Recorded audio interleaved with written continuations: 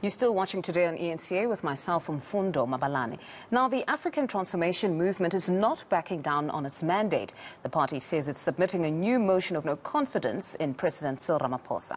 Now, this follows the Supreme Court of Appeal judgment that ordered the ATM's request be referred back for fresh consideration. But what does this mean for Ramaphosa's leadership? For more on this, leadership expert Professor Mazwe Majola and political analyst Sipho Seepe join us via Zoom. Gentlemen, thank you very much both for your time. Now, granted, this is a legal case, but we know the possible political implications of this ruling, which is what we will try to confine ourselves to today. But just to get your view on the judgment itself, I know ATM was very happy and some assuming there will now be a vote of no confidence through a secret ballot, but really the judge stressed that for their part, they were merely looking at the proper exercise of the Speaker's discretion, saying onus should have never been on ATM to make out a case for a secret ballot. The part of not granting the secret ballot or not, the court said, was neither here nor there or was not their concern on that day. So what do you make of just that ruling?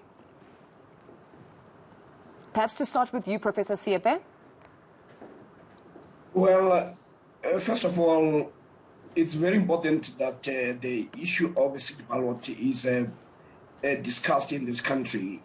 It came as a result of concerns that MPs, because of the position that they hold within parties, that parties, there could be certain reprisals if they take certain positions that may not be in accordance to their party position.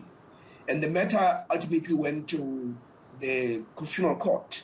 And the Constitutional Court reminded members of Parliament that when they took oath of office, the oath of office expected that they were going to vote according to their conscience. And there was an attempt to make a distinction between the party position and the conscience of members of a party. And we saw, whereas in the past members tended to vote as voting cattle, that the party headquarters will dictate which way to vote. The Constitutional Court judgment provided almost a cover-up for members of the Parliament to use their conscience as opposed to party dictates. But unfortunately, it was also suggested that for as long as motions are carried in open, not a secret ballot, it will still be difficult. So the whole notion is the Speaker must make a determination whether, when there is a motion of no confidence, whether a secret ballot or open ballot is the most preferable. But what the Speaker had done, the Speaker had almost suggested that the onus was on the party that was bringing the motion of no confidence to prove that the secret ballot is the most preferable. And what the Supreme Court of Appeal had suggested is that the Speaker, in arriving at that decision, had not applied her mind properly. So the matter was now being brought for her to make, for the office to make a fresh decision. So now you have a new Speaker who will then have to look at this matter to say, given the circumstances and given the context, what form of ballot will be most preferable to empower the MPs to exercise their oversight responsibility. So this is the question that she will have to grapple with. That's why the court has said that they will not get into that space. But the ATM will hopefully want to push for a secret ballot, because the secret ballot is being seen as the best way in which you can protect members of a party. And we remember also that during Jacob Zuma, whereas the ANC had always voted as a bloc, there was a time when members of the ANC also voted with the opposition, and they could do that under the cover of the secret ballot. So the question is, should the secret ballot be the only way that the members of the Parliament can exercise their conscience? So that will be the issue that the ATM will want to propose, and also members of various parties would like to explore. Professor, I do actually want to tackle the outcome of during the Zuma administration, because it never resulted in him actually being removed, nevertheless, even though there was that cover of the secret ballot. But before we get to that, let's just get Professor Mazwe's view on the judgment itself. Professor, your take? Well, yeah, the irony is that when they vote, when Parliament vote in for the presidency or for the speaker, they use the secret ballot, you know. So that has been the argument of ATM, that why, when then we are putting a vote of no confidence, you don't want to use the secret ballot, because it's something that is used and it's something that can be used. So we are yet to hear from the speaker whether she will appeal or defend this judgment, or if they will accept it. But the question will always be why the speaker will be afraid of secret ballot, you know, because if they want to be transparent, if they want to be open, and then they can use all the instruments that are provided for by the Constitution. But would we really phrase it as them being afraid, or rather them feeling that there's no basis for it? The prevailing political climate doesn't necessitate a secret ballot, perhaps. I don't want to speak for her, but I'm just saying that the word afraid of a secret ballot might be one that some wouldn't prefer to the secret ballot itself. It's nothing new. We saw it with former President Jacob Zuma. The reality is there can be great dissatisfaction within a political party with the current leader. But it seems there have never been many politicians that would place their own livelihoods on the line by voting out a president, but would opt for an internally managed type of process, just like what we saw with Jacob Zuma, because he eventually stepped down, but it was managed internally. So do you really see something different this time around? Well, if you defend something at all cost, there will be reasons for that. That's why really I'm using the word afraid. So there will be something that make you, or to cause you to do that. I mean, fear will be one of it. That maybe this might tend. I mean, we know that the speaker is a member of the ANC. So the president is the member of the ANC. And I like when we are using the environment, whether is the environment conducive, are they free, are they confident enough or are they confident enough that if a secret ballot would be tabled or be used for a no confidence motion, will the president make it or not? So as a party, as the ANC, obviously they will have to grapple with that before they can say yes or no, whether they're using the Constitution or they're using the laws of the country. Yes, they may do that, but as a party, they will grapple with those dynamics. Professor Seepe, do you think the divisions within the ANC at this point are so grave that many politicians would somehow compromise their own livelihoods and just have the president stepping down? Well, the ANC understands full well what the motion of no confidence means, and that means a collapse of government, because once the president goes, so does cabinet. Yes. So they would be very careful about wanting to go that route. But at the same time, they've also seen that the public had already spoken about when members of a party put the interest of the party above the country. So when you take an oath of office and you say you are going to be guided by your conscience, what is expected is that you're going to put the interest of the people of this country first. You're going to put the country first. So the members now understand that the public have already spoken. I mean, we've just had an election, and if people were to talk about this being a referendum on the ANC, what the public had actually said to the ANC is that you have not behaved well. So if you take the position of the public and you take the wranglings within the party itself, then you it will be too risky for them to go through a secret ballot. So they want it to be an open ballot.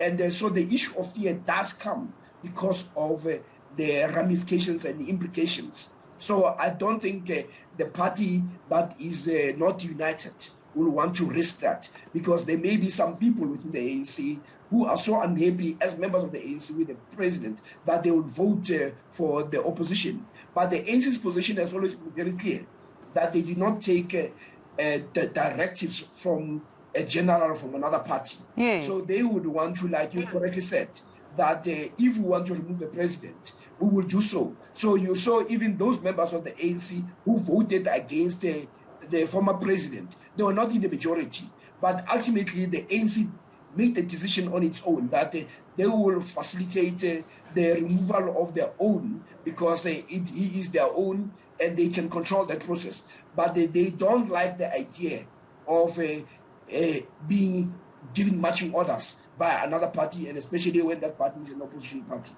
So in essence, this could possibly be a futile exercise on the part of ATM if we actually were to consider, because there were some deep divisions even then under former President Jacob Zuma, but still, nevertheless, they decided to close ranks and say, listen, this will be a process that we will manage internally. We won't take orders from opposition. So is it not really futile? No, I don't think it will be necessarily futile. Well, depending on the outcome, what if you were to find a number of members of if members of the ANC were to vote and the number was going to be significant, it will weaken the president, who's already weak within the party, because the party is not united. So the ATM is simply pushing for that. I don't think it is so much that the president will be removed. It is more about the deepening the crisis within the ANC. Remember, the position of opposition parties is also looking at 2024. So having a weak president also means that you're also going to have a weaker party. So you don't go and campaign with a person who's already weakened. So Professor Seepe, is he really a weak president? Apologies to interject that, but is he really a weak president? Because we report on this, we all theorize about what's happening outside of the political party, even as media practitioners. We've got views, people can say he's weak, but what happens inside the NEC? Sometimes you find the so-called RET faction not getting their way. If we're talking about the step aside, many people had to step aside. So are we really being honest about him being weak, or really what happens inside the NEC is something completely different to what we could possibly be reporting on? Well, if you go to elections and you are put as a public face of the party and the people reject you, that has an effect. I mean, I'm using the reject in a sense that this is the first time that you had the ANC scoring below 50%. This is the first time that the ANC has lost so many metros. So that does not embolden the president. If you are leading a party, you want to register winning.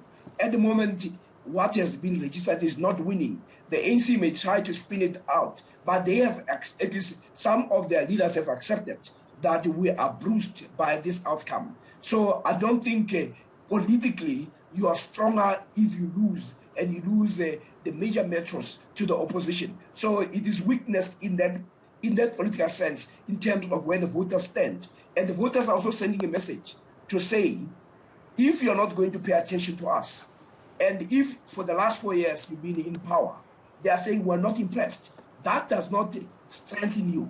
It simply means that you must change course. So that in itself it weakens the trajectory that you had already accepted. And if you're going to continue that way, what it means that you're going to get more of the same results. So that is weak in that sense.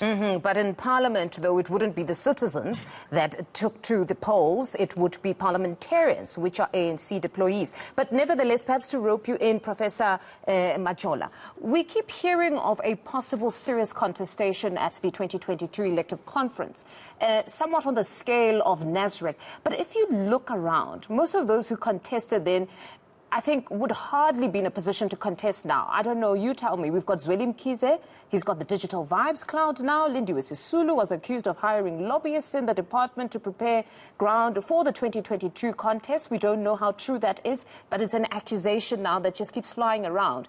And Ace Mahashule is now busy with the asbestos case and possibly the human settlements one for 500 million prepayment. And Didi Mabuza is quite quiet. Could there really be that type of a contest on the scale of Nasrec 2017 next year? Well, anything in politics is possible.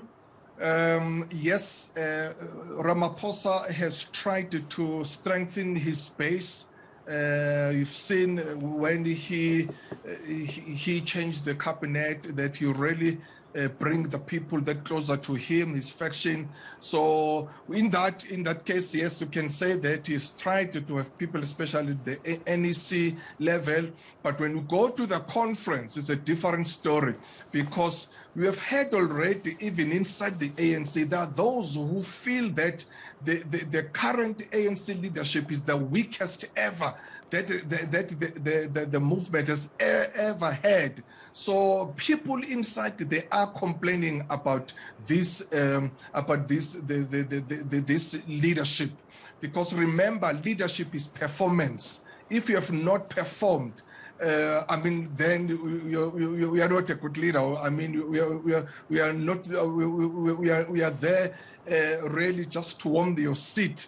So with the results of the local government elections, so you can see that really Ramaphosa is in a very, very precarious position, and unfortunately for him, it just does not seem to be cracking it. Unfortunately, you know, I sympathize for him as a leader, because he just don't get it. You know, everything is just against him.